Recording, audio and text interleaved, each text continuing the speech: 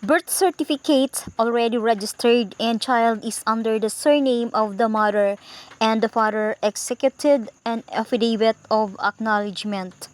You can use the surname of the father by applying the provisions of Republic Act 9255. The affidavit of acknowledgement executed by the father should be registered with the civil registry office where the birth of the child was registered. Since the surname being used is the surname of the mother, an affidavit to use the surname of the father or AUSF should also be executed with the civil registry office where this birth is registered. Who shall file? The mother, the father, the child if of age, and the guardian. Where to file? Civil registry office where the birth of the child is registered. If born abroad, with the consul of the Philippine Embassy where the child